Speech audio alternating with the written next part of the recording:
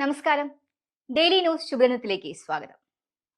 ഒന്നുമില്ലാതിരുന്നിട്ടും എല്ലാം നൽകാൻ കഴിയുന്നവരാണ് ലോകത്ത് നന്മ ഇനിയും ഇല്ലാതായിട്ടില്ല എന്ന് തെളിയിക്കുന്നവർ. ഇന്നത്തെ ശുഭദിന ചിന്തയിലേക്ക്. ഡെയിലി ന്യൂസ് ശുഭദിനം നിങ്ങൾക്കായി അവതരിപ്പിക്കുന്നത് ജോയ ലൂക്കാസ്. പൊന്നണിഞ്ഞ പ്രഭാതത്തിന്റെ അലകളിൽ നിറയുന്ന പുഞ്ചിരികൾ, അതെ, ഇന്ന് ആഘോഷമാണ്.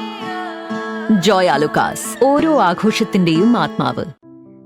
അപരിചിതമായ ആ നഗരത്തിൽ അന്ന് പകൽ മുഴുവനും അയാൾ ചുറ്റിക്കറങ്ങി ഹോട്ടലിൽ തിരിച്ചെത്തിയപ്പോഴാണ് തന്റെ പേഴ്സ് നഷ്ടമായ വിവരം അറിയുന്നത്. റിസപ്ഷനിൽ അറിയിച്ചു. അവിടെ നിന്നും താൻ വന്ന ടാക്സി ഡ്രൈവറുടെ നമ്പറിൽ പലതവണ വിളിച്ചെങ്കിലും അയാൾ ഫോൺ എടുത്തില്ല.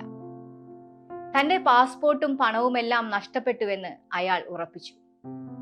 പിറ്റേന്ന് രാവിലെ പോലീസിൽ പരാതി നൽകാൻ ഇറങ്ങുമ്പോഴാണ് റിസപ്ഷനിൽ ടാക്സി ഡ്രൈവർ അയാളെ കാത്തു നിൽക്കുന്നത് കണ്ടത്. ടാക്സി ഡ്രൈവർ പറഞ്ഞു, "ഇത് താങ്കളുടെ പേഴ്സ് അല്ലേ?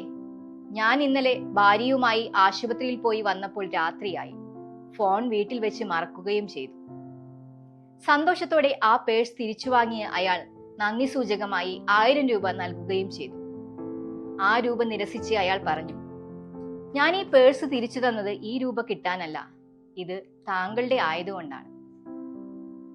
എല്ലാം ഉണ്ടായിരുന്നിട്ടും ഒന്നും നൽകാത്തവരുടെ ഇടയിൽ ഒന്നുമില്ലാതിരുന്നിട്ടും എല്ലാം നൽകാൻ കഴിയുന്ന ചിലരുണ്ട്.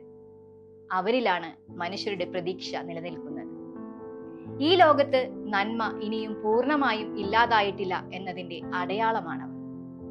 ആശ്രയിക്കാനും വിശ്വസിക്കാനും പറ്റുന്നവർ ഇപ്പോഴും അവശേഷിക്കുന്നുണ്ട് എന്നതിന്റെ അടയാളം. ശുഭദിനം. ഡെയിലി ന്യൂസ് ശുഭദിനം നിങ്ങൾക്കായി അവതരിപ്പിക്കുന്നത് ജോയ ലൂക്കാസ്.